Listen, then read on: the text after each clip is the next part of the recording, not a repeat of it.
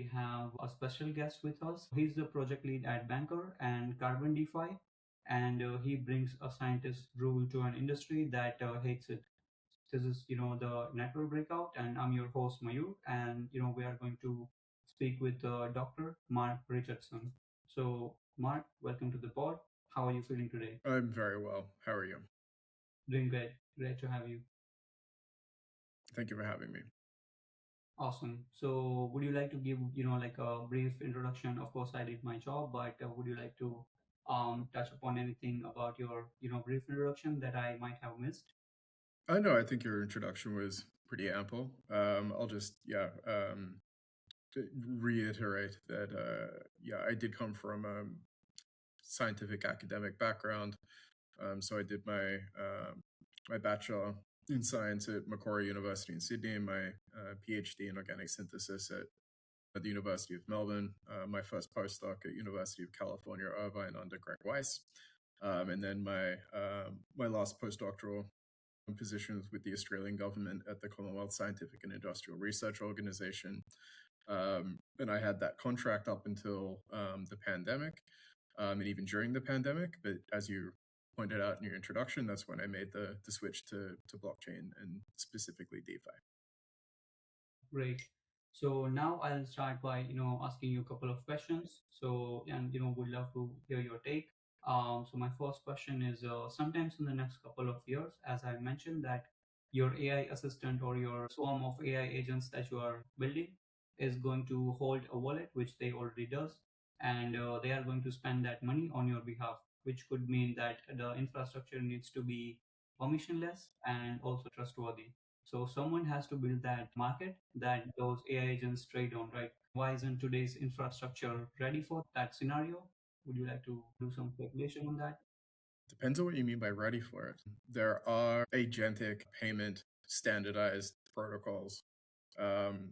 In particular, the one that was spearheaded by Coinbase and has since become, I would expect that they're still at least partially involved in its development, but it has kind of grown beyond them and is being adopted by a much wider developer community than those explicitly, under Circle's control and Coinbase's control. So we do have these kinds of payment processes already. I think that there are a couple of things that might be hampering, let's say, widespread adoption. The first one is cultural, where it's, like even people like myself will never allow an AI agent to make a payment or book anything on my behalf ever. I don't want any of these AI companies knowing how I spend my money outside of the subscription, perhaps that I pay them for that service. Another one is security. So we know that hallucinations are a persistent issue, and depending on who you talk to, are likely an unresolvable issue. It's baked into how these models actually process information and make decisions. And so if you are comfortable with the possibility that your AI agent might be buying things for you that you didn't ask for or want, then that's certainly something to be cognizant of all the time. And then the last one is at least partially regulatory landscape. So the let's say the payment networks have usually been a strong focus point in let's say the interface between DeFi and blockchains and traditional finance. And there was some speculation that things like the Silicon Valley Bank and its insolvency issues were precipitated deliberately, partially because they were working on an alternative payment network that would cut out some of the major players. And so, payment networks are a very closely guarded part of the infrastructure behind civilization. And overturning or inviting, let's say, some of the hyperscalers like Google and Amazon via AI networks is something that makes a lot of regulatory bodies, I would say, justifiably nervous. Correct. So, just a follow-up question on that. Like, how far are we from the mainstream adoption of the AI agents in general? Like, of course, people who might be building stuff or maybe like founders or tech nerds who are already, but how far are we to the point where, people are actually using AI agents, but they might not never know that that's actually an underlying process going on that they might not be familiar with, right? I think it's going to be similar to the adoption curve that we saw for blockchains and cryptocurrency in general, in the sense that it's never going to be something that we would expect every person on earth to adopt the same way that, for example, smartphones were adopted. It's just not going to be, I think, that level of saturation. However, there are going to be, let's say, certain aspects of the business infrastructure that are likely to adopt it, I would say very quickly if they haven't already. And then people that are particularly interested in emerging technologies in much the same way that they were when Bitcoin first came out or smart contracts on Ethereum first came out, want to feel like they're kind of got their finger on the pulse of what's happening technologically, and they will be fast to adopt. You have to remember that AI for most humans today is just a slightly better search engine. They don't use agentic stuff, and if you try to show them how to do it, their eyes glaze over and they lose interest very quickly. So I don't see it as being like a fully saturating technology, at least on the payment side, the way that some people might think that it will. However, I do think that it is going to become more adopted into the future, and it will be let's say, the intermediate technocrats that haven't completely embraced it yet. But we'll see what happens over the next few years. But I would say that we'll be approaching the asymptote before 2030. That's a very sharp timeline, and for sure hoping to achieve that. For those who are very excited about that. So let's maybe dig deep into history of Bancor. So you are one of the few people who watched one prophecy come true, which was that Bancor called the long tail of user-generated currencies before the altcoins existed. Yeah, I think there's I wouldn't say it cost anything necessarily, or that you can be right too early or too late or something like that.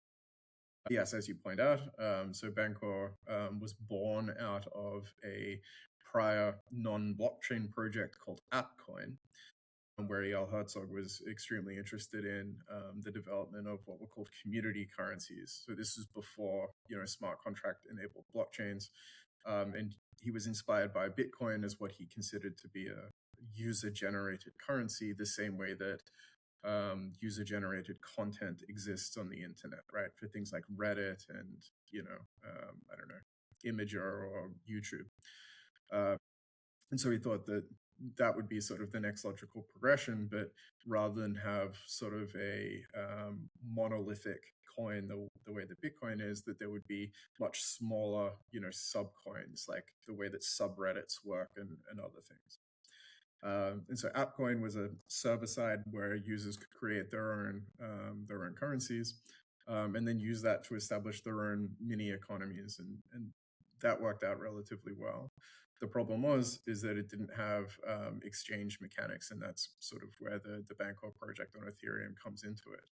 But the overall premise has always been that communities are going to want their own currencies, and whatever they use it for is kind of up to them, and that's impossible to anticipate. But it was a huge, I think, foreshadowing of the the meme coin economy to come, and whether or not you consider things like Bitcoin and Ethereum part of the meme coin economy, I think is remains to be decided. But certainly there are certain, let's say, cultural cliques that gravitate towards these certain things, and within certain communities, you're more likely to find holders of certain cryptocurrencies and so on. And this was all influenced by a economist named Bernard Lietaer, who was the first chief economist of Bancor, and prior to that, he invented the euro for adoption by all of Europe. So yeah, Bancor has always been sort of a currency first, community first. There are too few currencies motivated project, if we can put it that way. But you're right, like we were very, very early. And I think that, I said that it's difficult to put it in terms of cost and so on. But I do think that one of the, let's say, disadvantages that you get to being very early is that Bancor came sort of before the major sort of DeFi summer hype wave in 2020 and 2021. And that's when, people were much more interested in sort of brand new projects, right? The important thing then was being brand new. And yeah, so I guess we kind of missed the hype cycle on that a little bit. Correct. So when we had our discovery call, we talked about this one project or user generated currency called Hearts. So can you give us like a brief version of that story, like how the whole momentum started and how it genuinely worked and but still died maybe because of infrastructure or maybe that Sure. yeah. That was like one of the most popular, the most successful community launched currencies on that platform. But there were others. There was a surfer club and other things. And one of the issues that came out of that let's say was recognized from that experiment was that if you don't have the ability to exchange these community currencies with each other, then they kind of collapse into something that looks a lot like hyperinflation, even if there's no, canonical inflation associated with it, meaning that these currencies become devalued over time. And it's because they're not plugged into sort of the greater network of value that you would usually expect from an actual currency. So for example, you couldn't exchange the HOTS currency or any of these other AppCoin currencies for, let's say, gasoline, right, at the gas pump. And you couldn't buy, airline tickets directly from the provider. You would have to wait for someone else to buy it and then buy it from them. And so this means that without that exchange mechanism, eventually it becomes inconvenient, if you like, to hold on to this thing, or it becomes overly restrictive what you can actually exchange it for. And so let's say natural answer to that is go, okay, fine, we'll make a market for it. So we can float an exchange and allow people to exchange hearts for Israeli shekels or US dollars or, euros or Australian dollars or whatever. The problem there is that if you are using a traditional continuous double auction style order book and a human market maker to keep it lubricated, the only way a market maker is ever going to be interested in those specific markets is if the transaction volumes are high enough for them to justify the inventory risk of participating in it. And for small community currencies, that's just never going to be true. The transaction volumes are always very, very low. Even for, meme coins, most of the time, the transaction volumes are too low to justify a professional market maker becoming self-interested in making those markets. And so the goal then became to create a programmatic, immutable version of what the human market maker is actually doing. And this is where the constant geometric mean market maker was born. That was the origin of this idea. And it was, it was well vetted with mathematicians in and around Israel. It was vetted by Bernard Liete himself, who became very interested in the project after Eyal described to him what he wanted to do. And it was planned for deployment on actually on Bitcoin's smart contract infrastructure, which, as you know, Bitcoin doesn't have smart contract infrastructure. But back then, there was a planned upgrade that would allow it. And this was through things like colored coins and Mastercoin. And when those things didn't continue, and Vitalik Buterin, when he was the editor of Bitcoin Magazine, was a very strong advocate for the fact that smart contracts should come to Bitcoin. And I suspect that it's something of a protest against the Bitcoin developer community that Vitalik decided to launch Ethereum as the smart contract alternative to Bitcoin. And so when Ethereum was released, Bancor pivoted to Ethereum, then ended up doing its ICO at around about the same time. and AMMs were, were born from that. Correct. So, if we only extract two possibilities, because when cryptocurrencies started to find its way to, let's say, soft mainstream ways, then something happened. There was a massive boom of, let's say, DeFi, then there's NFTs, then there's meme coins.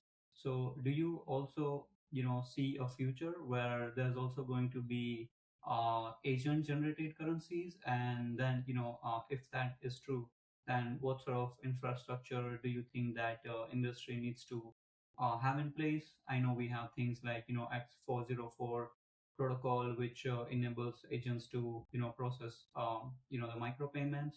But do you also like see a future where, these agents are also going to create their own communities? And a good example of, this could be malt book. So, after OpenFlow, like, started to gain traction, then, they also created malt book.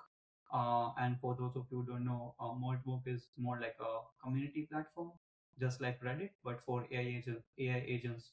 So, Mark, do you also see that, there's also going to be a future when agents will start creating their own community currencies? And if that's true, then how do you guys let's say, would like to position Bancor, if that's true? I don't think it's meaningful. In much the same way that the social media platform for agents was also mostly a hoax, right? It's mostly been discredited as the human creators actually driving these things, and the agents themselves not really taking the initiative. And I think that that word initiative is should be understruck several times. You kind of need some kind of ambition or motivation that can be very difficult to articulate and is often very irrational, um, to even want to launch a new token for the first time. If someone is instructing their AI agent to do this on their behalf, then certainly the AI is going to do it. I doubt that an AI would, out of its own volition, make that decision.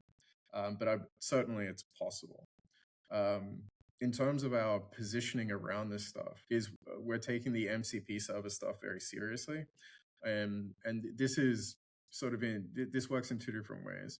Firstly, I think that rather than launching tokens and things, AIs on behalf of the humans who have subscribed to them are likely going to be taking care of like a lot of the trading activity and managing the risk on lending markets and that sort of thing. Like I don't think that that's controversial at all.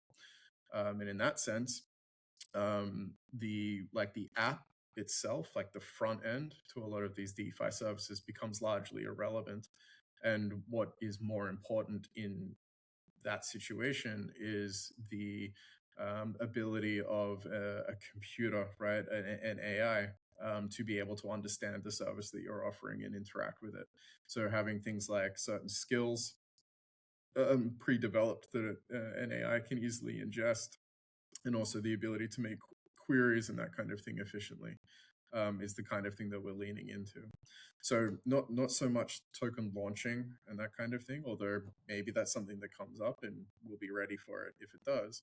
But I think more it's on the interaction side. Agents are going to want to do the same kinds of things that humans are already doing, which is going to be trading Ethereum for stables and vice versa, stables for other stables, that kind of thing. Amazing. Most of our audience is also like into tech, but they might not be like 100% familiar with the whole concept of DeFi, right? But they know how to like create agents, and they know how to deploy agents. Like for instance, so what sort of like opportunity do you see for someone who is familiar with the tech, but not with the concept of DeFi in general? So as a project lead, as an individual. Yeah, so it's a good question, and I could give one of two different answers. One is that So the more pessimistic one is that DeFi probably is maybe not that interesting. If you can do if you've got agents working for you and you've got them plugged into, your accounts on, on I don't know, whatever exchanges that you're using to help manage your investment portfolios or something like that, which is something that people do, then that's fine.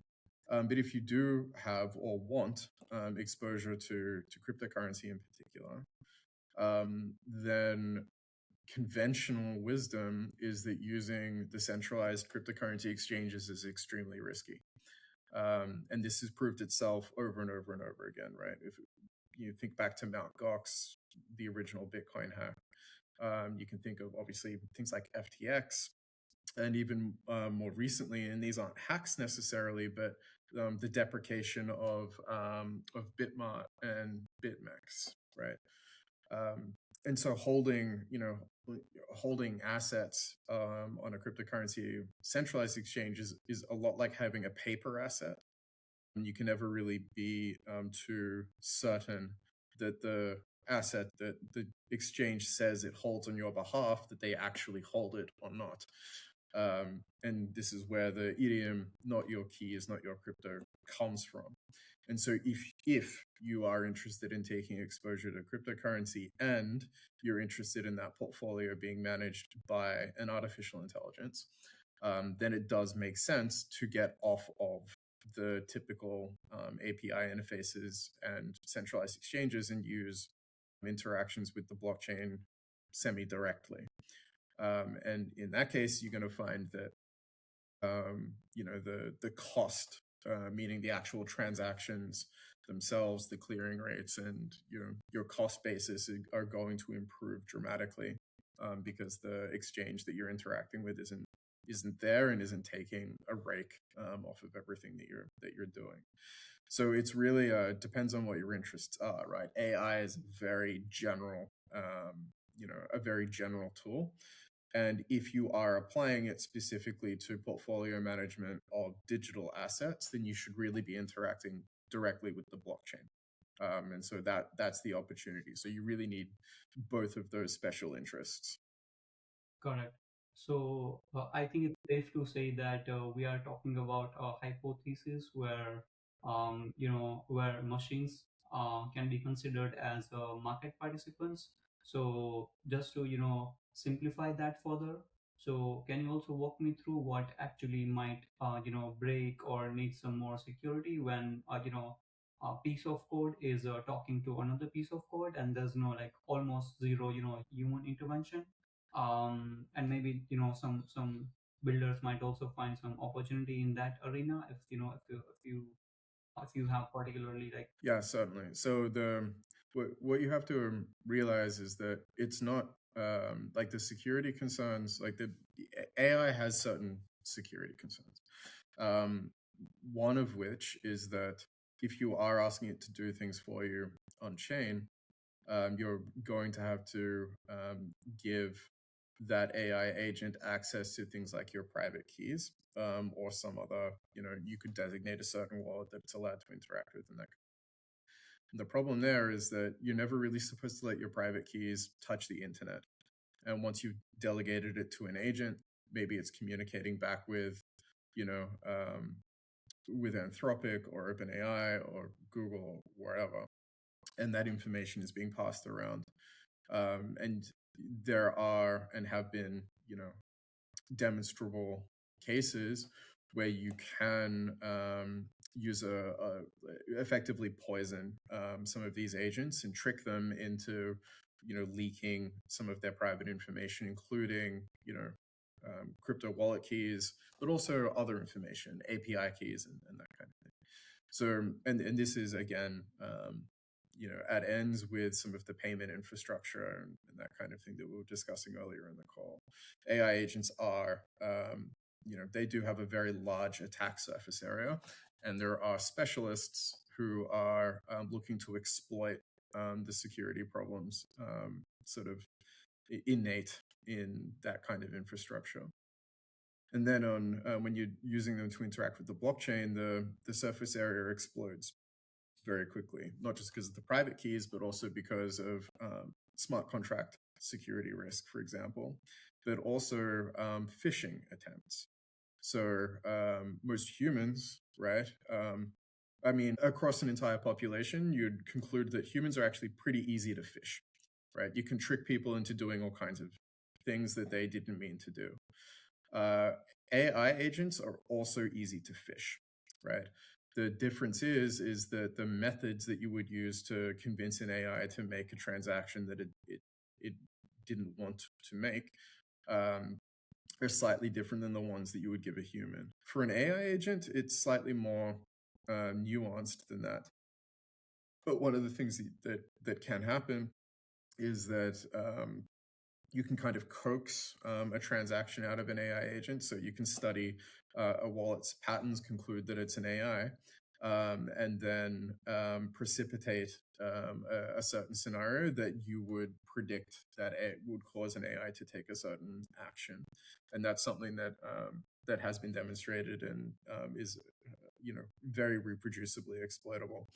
Another one is that you can create a sort of a fake MCP sort of thing, and it's these things get caught more regularly now than they used to, but they're still around. Where there's basically a fictionalized malicious service that the AI thinks is going to allow it to achieve what it wants to achieve, but it ends up again just sending its money to North Korea or someone else. So yeah, the security for all of these processes is not very good. The issue specifically with AI stuff is that at the end of the day, you are going to be trusting your AI to make good decisions. And so a lot of the common sense, advice that I would usually give to people that would protect them from the overwhelming majority of malicious activity is just not going to work on the AI, right? And like I said, even if the AI makes perfect decisions, is able to detect these things all the time, eventually it might hallucinate something and do something that you didn't want it to do. So it's it's risky either way. Yeah. So is it also safe to say that agents can also be social engineered? Maybe like not directly, Yeah, but exactly. Yeah, and this is sometimes called malicious prompting, right? And so, big after you detect an agent out in the wild, then yeah, you can. I haven't heard it called social engineering, but that's a really good description. Yeah, you can feed it information in a way that essentially means that you can drive it around. awesome. So, Mark, like, what does your day look like currently working at Banker? So, especially we talked about all these trends like AI agents, and then uh, other projects are also like slapping this a word that DeFi 4.0 is coming. So, what sort of like things are you guys currently focusing on to to be ready for the next 6 months, 1 year? Well, one of the things I'm focusing on at the moment is the post quantum cryptography upgrades. So for those who aren't aware, there's like a soft deadline on the whole world to become post-quantum ready by 2030. And I'm looking at sort of deep down in the weeds of how these new, especially digital signing and authentication processes work. And I don't like them very much, like not because they're insecure, but because they're very resource heavy. And so I'm spending a lot of my time trying to think of new ways that we can do the types of operations that power a blockchain, but in a more constrained resource setting than what NIST would have us believe is acceptable. And on top of that, I'm also further extending some work I've been doing in sort of the means and inequalities space, which has a very strong shared theoretic base with AMMs. And I'm looking to, I've recently generalized this a little bit further looking at liquidity distributions and other things, but I'm continuing to generalize that. So I'm really deep in research at the moment, and yeah, my days at the moment look like what I would expect a sort of applied mathematician's day to look like. Correct. Okay, so I do have a question around stable coins, because assuming that AI agents or someone who's using cryptocurrencies, especially for transaction, they might not prefer to use any speculative coins, so that's why they might use the stable coin, right? So if agents runs on, let's say, stable coins, so from Carbon's own deployment, what does stablecoin flow actually look like today? And as a team, which pairs and what sort of behaviors are you seeing that in the data that separates payment from the speculation? Well, I mean, the um, running a decentralized exchange, obviously, everything is speculation. Like we don't um, distinguish between speculative and non-speculative. Um, you know, the exchange we're running today is called Carbon, and it's predominantly a an order book like DEX. And so stablecoins are used there as users' preferred numeraires, right? So if they're placing bidding prices on Bitcoin as its price comes down, that's going to be generally in stablecoins. And if people are placing asking orders on the way up, that's again usually denominated in a stablecoin. I would say, unsurprisingly, the two stablecoins we see more than any other are still USDC and USDT, which is kind of ironic, given that in cryptocurrency we tend to prefer more decentralized and less institutional stuff, but USDC and USDT are so saturating that it's just what the market has adopted by and large. I don't see DAI as much as I used to, but even then, DAI isn't really considered a decentralized stablecoin anymore because it's mostly collateralized by USDC and USDT. So as an algorithmic debt-based stablecoin, that time has long since passed, and DAI is really just a wrapper around USDC and USDT now. It still has advantages because as a wrapper, Tether and Circle can't assert certain privileges over the DAI token, but nonetheless, right, it's still just once removed. And so, yeah, we are looking now at some of the payment networks sort of stuff. And there are, a plethora of stablecoins that users tend to flock to for these kinds of things. But again, USDC and USDT seem to saturate everything. If, let's say, any non-crypto founder asks you that, especially on the payments, who's working on, let's say, fintech, who knows about crypto, but he's a non-crypto founder, right? So if we ask you that, what's that fundamental infrastructure gap that you see on the stablecoin rails? So what would you suggest them to, build, especially like, in the next 1 or 2 months? I would encourage them not to build anything around stablecoins, actually. So a lot of people show up and want to build on stablecoins, as as you say, as like new crypto founders, that kind of thing. The problem is that the institutions that now control the stablecoin markets are so large and so well equipped that even if you've got a really terrific idea, they'll just steal it, and you won't see any return for your investment. It's impossible to penetrate the stablecoins thing from an innovation perspective. If you've got a really good idea, I would wait for one of USDC or USDT to fail, and maybe that won't happen in your lifetime. So yeah, very, very difficult to do. If you're not so ambitious and you want to sort of participate in the stablecoin market to a small degree, or maybe just run a small business that's profitable somehow, there are some things that can be done, I think, to help streamline the way that AI agents interact with stablecoin and and payment networks. But there are also some, grant programs out to help some blockchains attract more utility that way. But with the market the way that it is right now, it's still not super attractive, and it's a very high risk way to spend your time. So, uh, you have spent like most of your time working at Banker, especially focusing on DeFi. So, do you think that when people say like DeFi 4.0, or especially after the agents, also including the post quantum scenario, so what do you personally see as a threat? Is it more like the domination of institutions, or is it more like as a builder you cannot help but see that there's so many things that needs to be done in order to like solidify the infrastructure first, and then like preparing or positioning for anything which is like next after the agents. Yeah, I don't know. I DeFi 4.0 isn't a thing.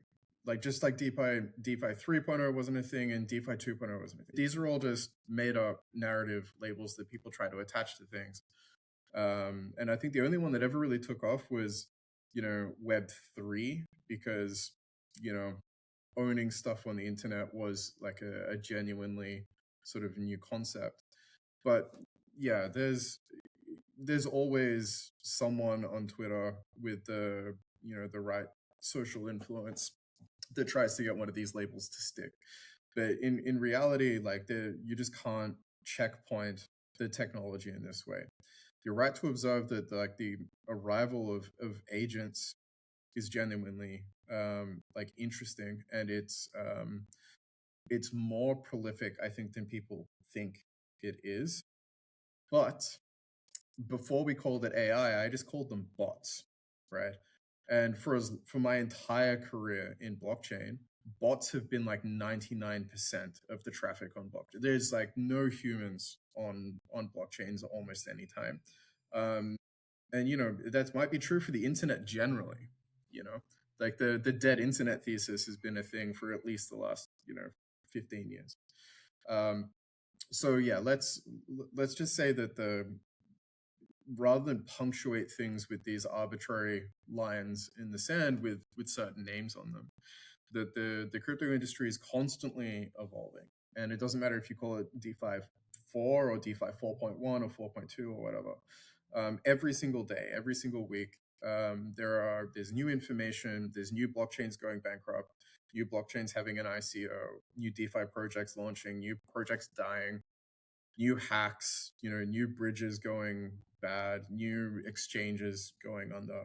And all of these things constantly change the way that people are both perceive, let's say, cryptocurrency and blockchain. So it also changes the landscape and expectation profile of the people that remain.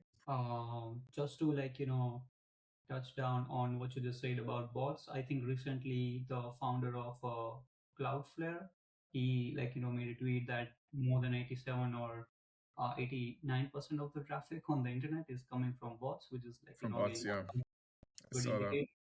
Yeah. So, okay, Mark, I think we talked a lot of things about AI agents and stable coins and DeFi and where the space is headed. But I also want to touch upon, your personal story. So you went from a researcher to head of research and to, product architect, and now you are leading Banker in like 4 years. So what's the first thing that you delegated that you had previously insisted that only you could do, and how long did you, hold into that for too long, like especially while growing as a individual? Delegation versus stuff that I do myself. Um, yeah, so I think unlike a lot of other people in my position, um, I tend to maintain a relatively weak like social presence. So I do podcasts sometimes, like I am right now. Um, and when I do conferences and things, they tend to be very technical, talks. So you know I don't do a lot of the publicity, Twitter influencer sort of stuff that a lot of other project leads do. And that's because usually I'm too busy in my actual work, the things that can't be delegated. So that kind of public facing stuff is the things that I'm more happy to delegate.